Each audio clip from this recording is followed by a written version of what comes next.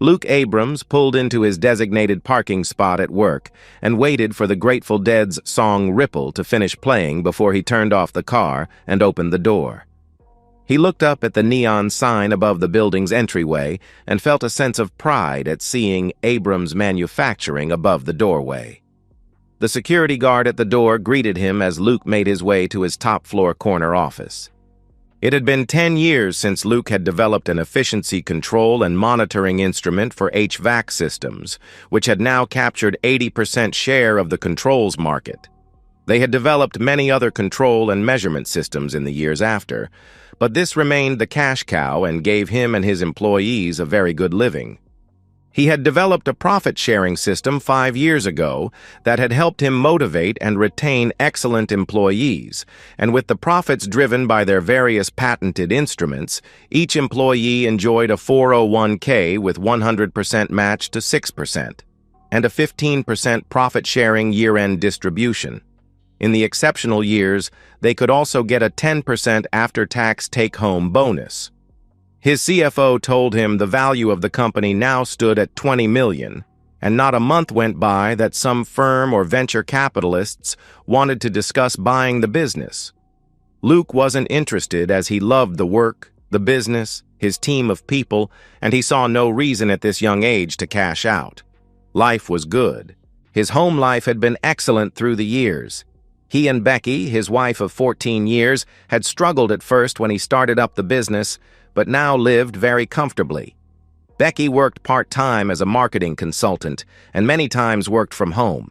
She was a tall 5'8" with fiery red hair and an incredible body. Her friends would bemoan the fact that her breasts and figure were perfect and that she had the bonus of legs that went on for miles. Their intimate life had been really good, although Luke had noticed a definite reduction in the last 6 months, from 3 to 4 times weekly to just 1 time per week. Becky also seemed to be more attached to her phone, sending texts to God knows who, and once when he picked it up to check on the ball scores, he noticed it was now password protected, something neither of them had done in the past. He had talked to her about the intimacy and about her being more subdued and quieter in their interactions, but she said he was noticing things and that she was feeling her age more and tired more, and he should just know that she loved him more than he could ever imagine. They had talked about starting a family and she was reluctant, but he had told her how important it was to him, and she had acquiesced, and 5 months ago had agreed that within 6 months, she would go off of birth control and they would start working on having a family. She wasn't as excited about it as he was, but he thought she was warming up to the idea. As Luke sat in his office thinking about this, his friend and VP of sales, Chad Warwick, came into his office, looking sheepish. Chad had been a friend in college, and they had played soccer and hockey together in high school. He wasn't his best friend, but Luke considered him close. Now the relationship was a mixture of friendship, but also Luke was the boss, and although he treated his employees as partners, what Luke ultimately decided was what they did. Chad peeked in the door and said, "Boss, I'm feeling really awful today. Feel like I have the flu or something, so if you don't mind, I'm going home to sleep and I'll either be back later or in tomorrow.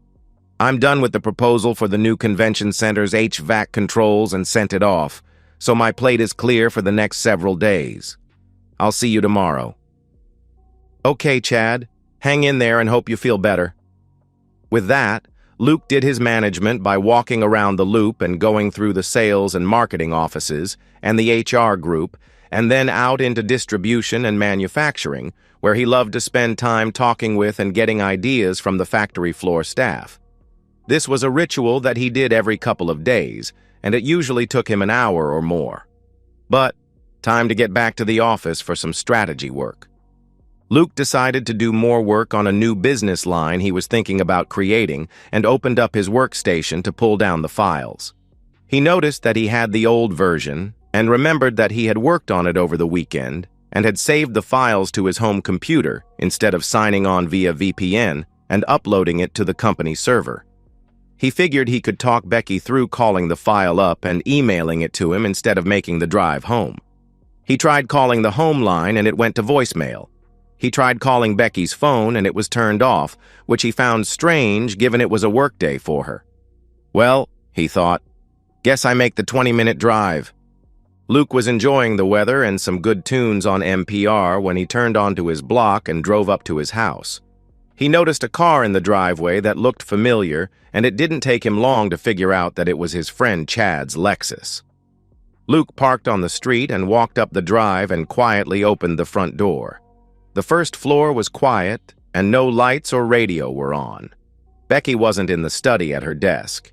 He went into the kitchen and then heard some moaning and voices coming from the master bedroom. In his mind and his heart, he couldn't believe what his gut already knew, that someone was being intimate with his wife in his bed. He grabbed the 12-inch Wusthof meat carver out of the rack and slowly walked up the stairs. He stood out in the hall, blocked by the door jamb so they couldn't see him, but he could hear what they were saying. They were cuddling and talking, and he heard Becky say, "Chad, we can only do this a few more times. I think Luke is getting suspicious of my aloofness and my constant texting on the phone.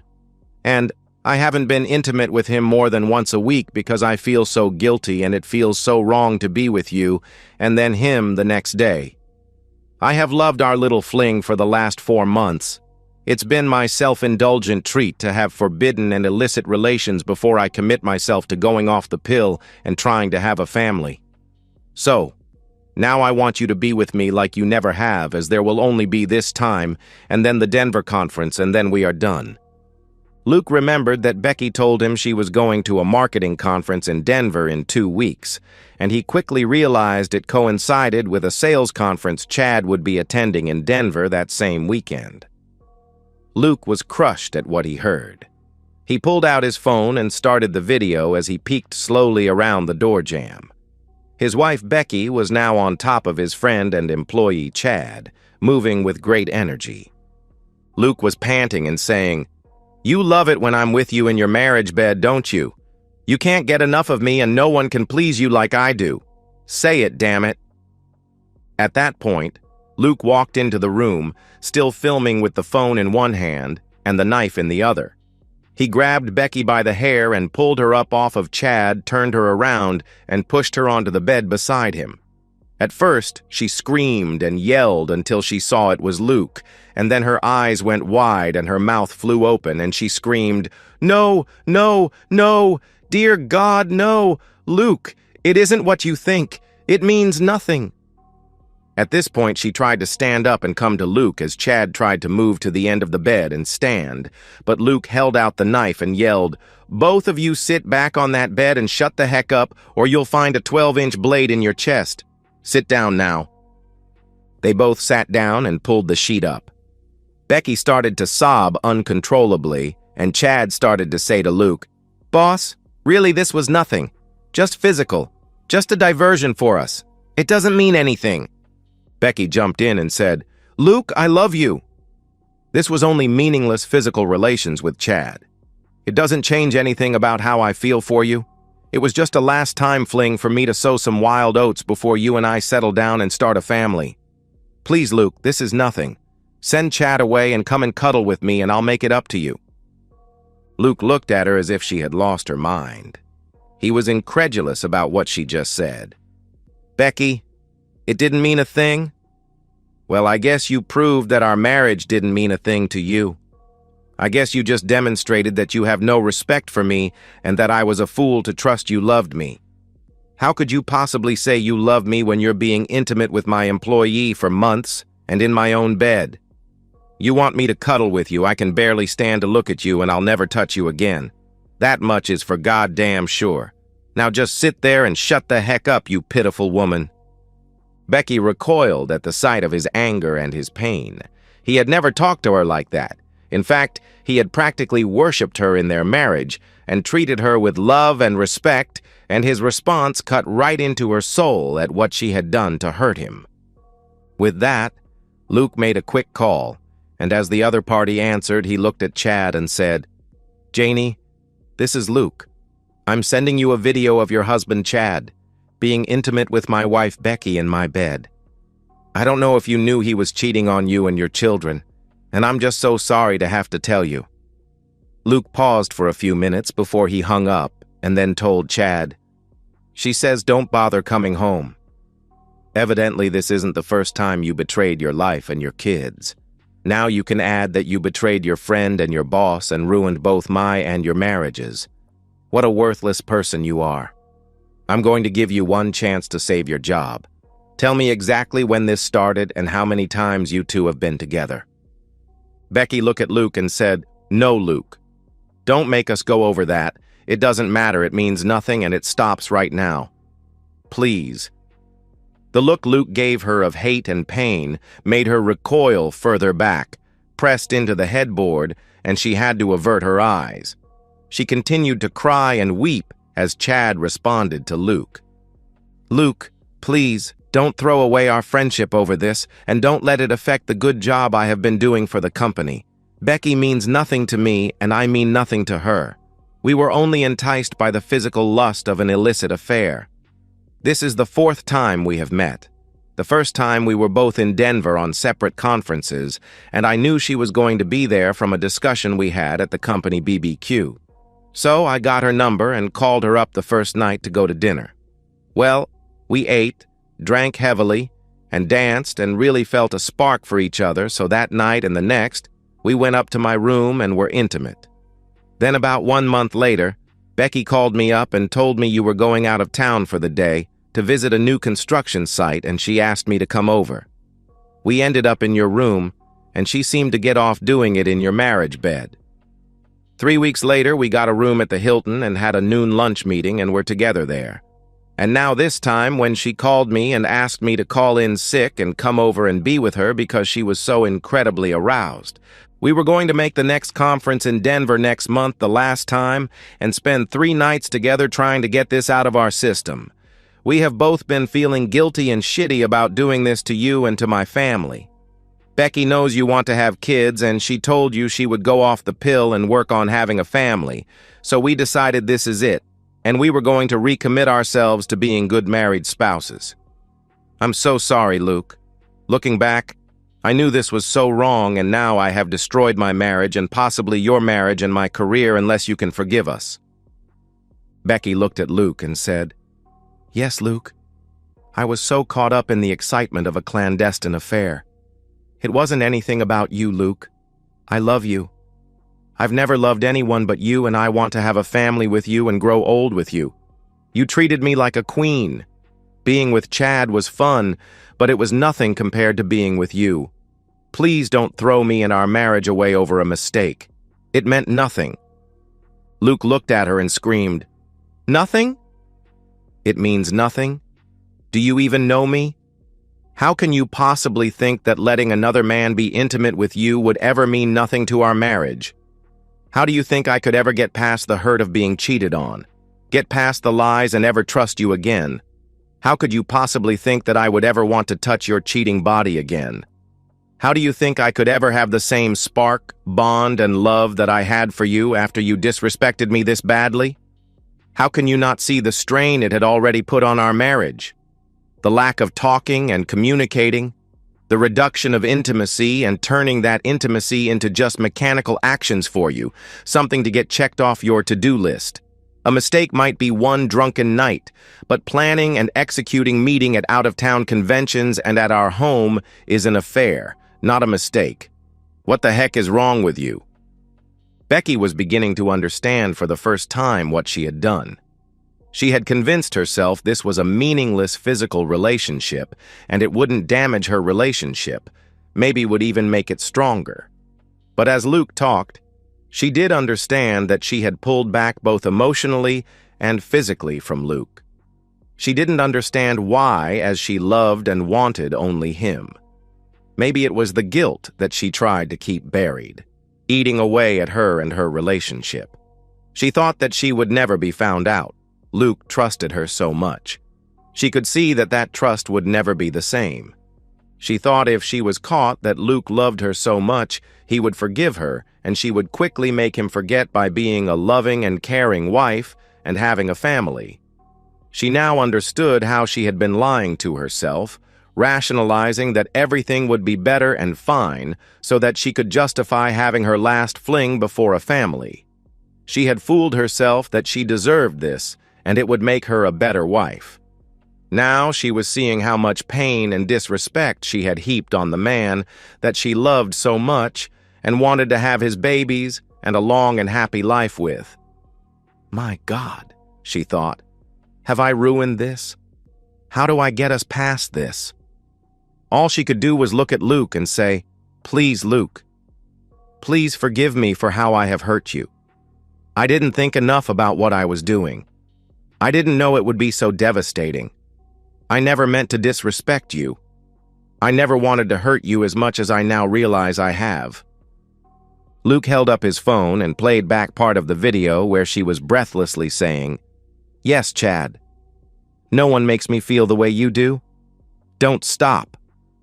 Then looked at her and said, "How could you possibly think you weren't disrespecting me when making comments like this and being with this worthless person in my own bed? You disgust me." Luke looked at Chad and said, "I lied, Chad. There is no way you are saving your job. Don't bother to come in tomorrow. You are fired. Now get the heck out of my house."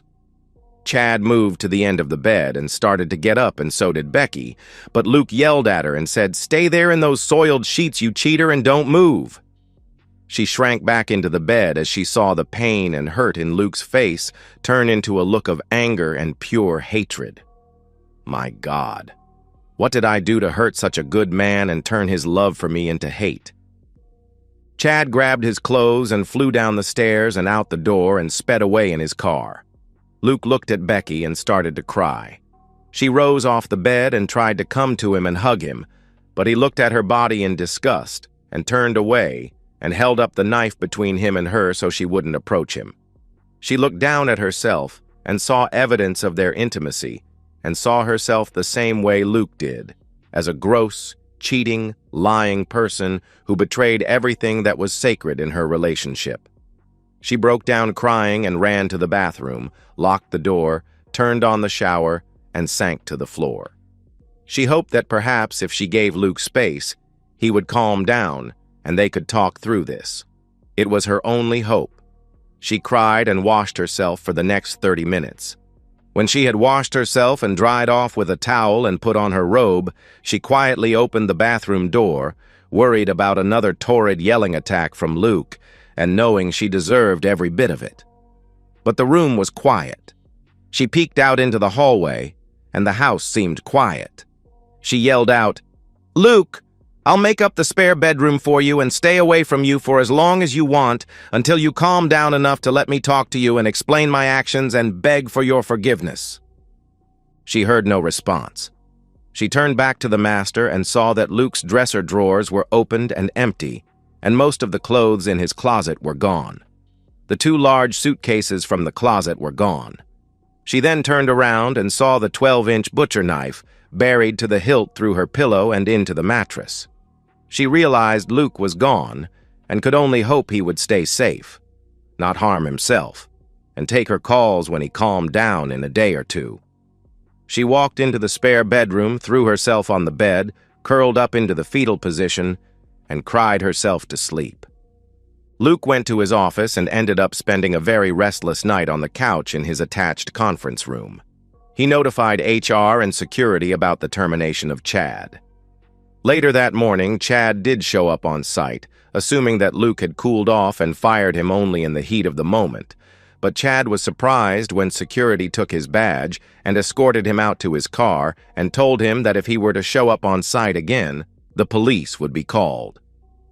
Luke spent a couple of hours at his desk, in isolation, pondering where to go from here. He knew himself so well that even given the depth of his love for Becky, the marriage was over. He could never feel the same spark of joy for her, the trust in her, and the profound sharing of his heart and soul with her, and that meant the marriage would be a fiasco, never able to come close to what they once had. Call it pride, call it hurt, anger, or jealousy.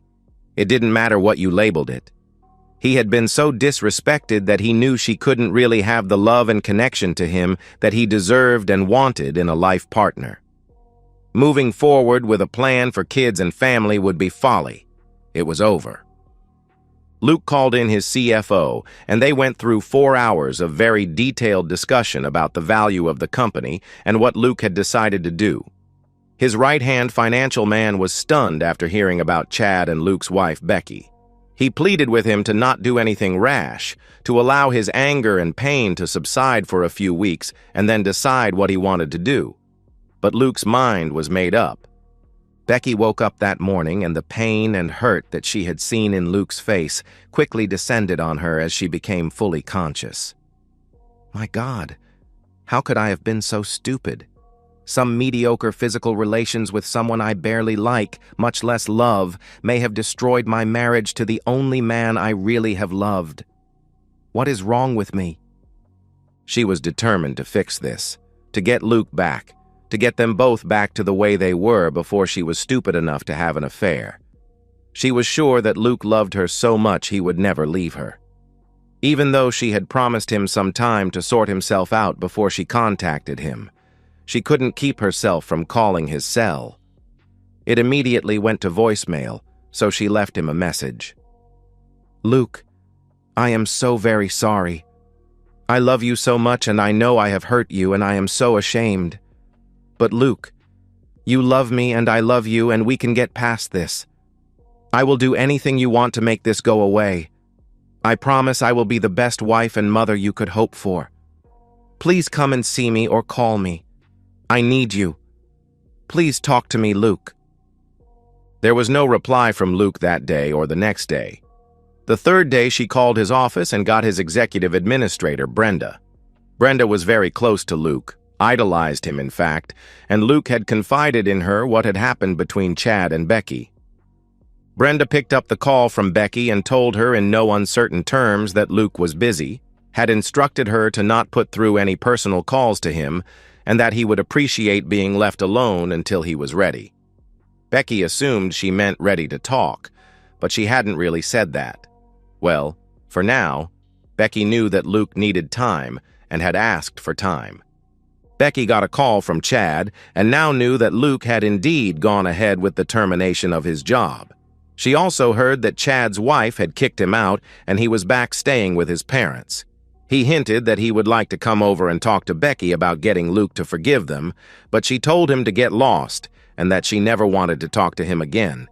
She was putting a lot of the blame on him, although subconsciously she knew she was kidding herself, and she was just as guilty, if not more, than Chad. She still couldn't wrap her head around why she really did it and how stupid she could be to jeopardize everything she had with Luke. Becky gave Luke a week and then couldn't stand it anymore. She called his cell, but it immediately rolled to a recorded message saying the number was no longer in service. She called his office and was told that Luke would not be available and she should stop calling. That was too much for her to take. She had to go on the offense. She had wanted to keep her affair private, hoping and assuming that Luke wouldn't want family and friends to know he had been cheated on by her. But now she started to call all of his friends and ask if they knew where he was staying and what he was thinking. All of them simply told her that they had nothing to say to her and that Luke had told them it was a private issue between him and her. The way they treated her with such little respect and empathy made her understand that Luke had likely told them about her affair, and this added to her shame and sadness. Becky finally called Luke's parents to see if maybe he was staying there. But when they picked up the phone and she identified herself and said, "Hi," they hung up on her. She called again and they let it roll to voicemail.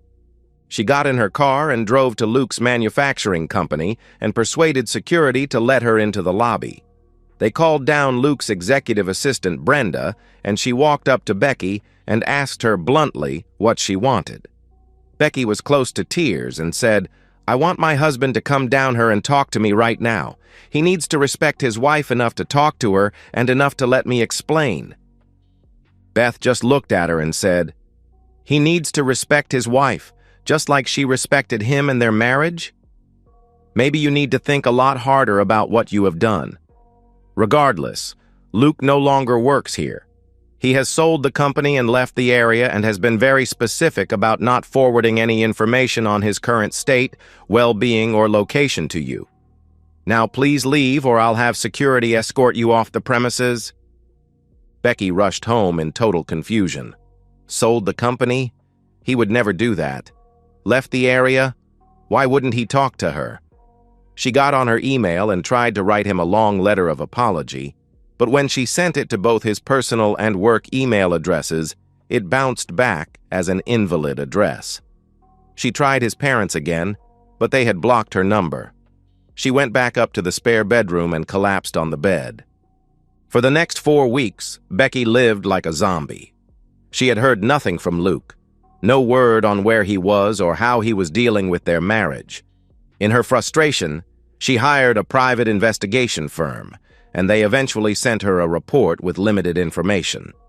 They told her that Luke had sold his company, and although the exact price wasn't public, it was estimated to have gone for over $20 million.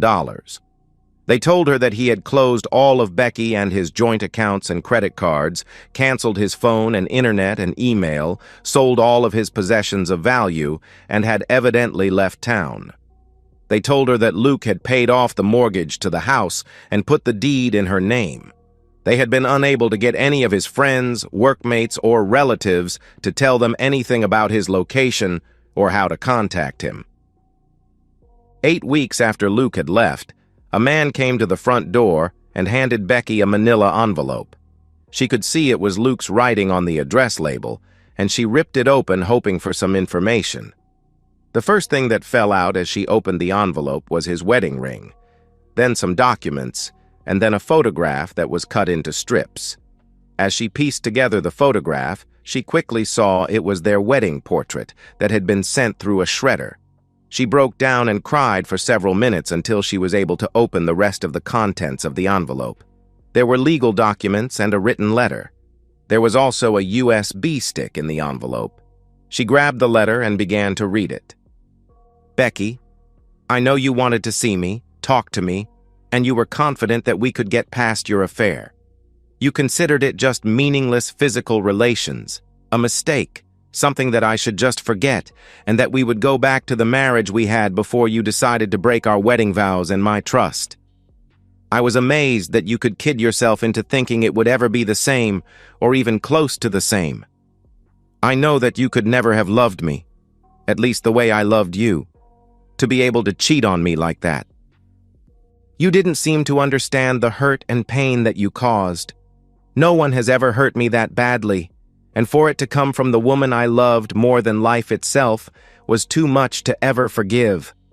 I would never be able to trust you again, never be able to touch you and be intimate with you without seeing what I saw. Perhaps you don't remember it as being that bad or that big of a deal. If so, I have enclosed the video of you and Chad destroying our marriage. Your words alone are enough to break my heart over and over every time I think of them. It became apparent to me from the calls I initially received from our very close friends and relatives about how I could leave you and why I would be so cruel as to disappear from your life that you never took responsibility for your actions with them or likely with your family. I am sorry to say that this same video, with a different letter, has now been sent to those people so they understand the depth of your betrayal and how there would be no getting over this. I have been so devastated and destroyed by you that I supposed I wanted some revenge in return. I am not happy about my actions, but believe they were the only road open to me. I have decided that from this day forward, you will never hear from me again.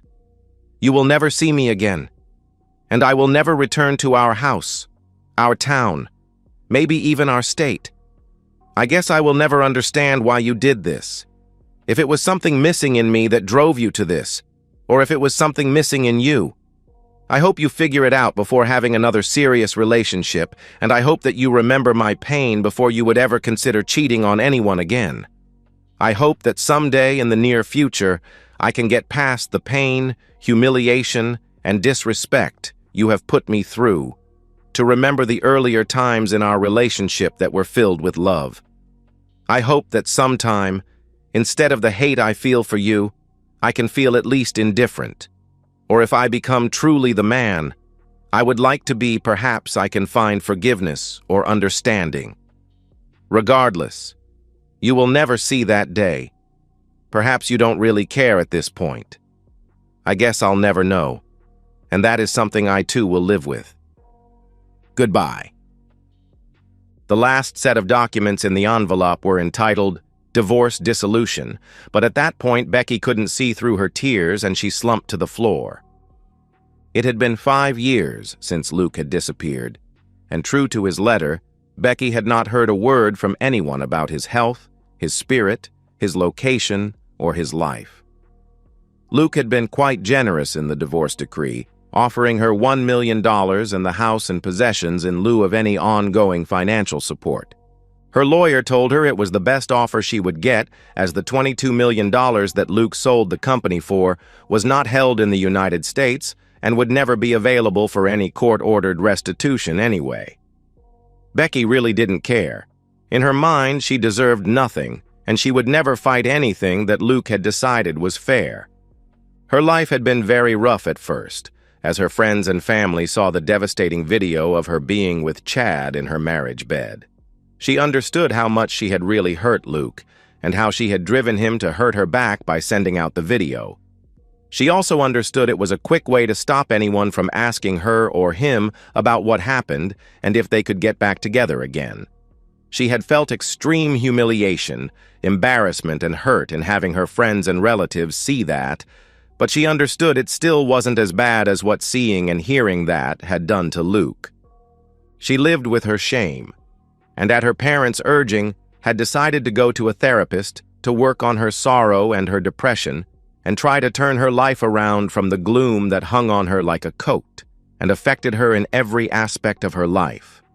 She had had a few dates, but she really couldn't seem to ever enjoy herself or let anyone into her personal thoughts and pain, so nothing ever progressed beyond a few painfully awkward dates. She had had a few one-night encounters to try and find some comfort in physical connection, and they had been so awkward, so degrading, and such a dismal reminder of what she once had being reduced to this, that she could not longer stand the idea of meaningless physical relations again. When Luke had left, he had taken the photo album of their wedding, and she had been left with very few pictures of him and her together, and each day the memory of his looks, his voice, his spirit and personality, and his loving touch faded more and more from her life. And so, we've reached the end of today's story. Was it what you expected, or did it take a twist you didn't see coming? I'm curious to hear your thoughts. Share them in the comments below, and let's get a conversation going. If this story kept you hooked, make sure to hit that like button. And if you're new here or just haven't subscribed yet, now's the perfect time to join our community. I bring you fresh, captivating stories every day, so click that subscribe button and turn on notifications so you never miss out. Thanks for watching, and I'll see you in the next one.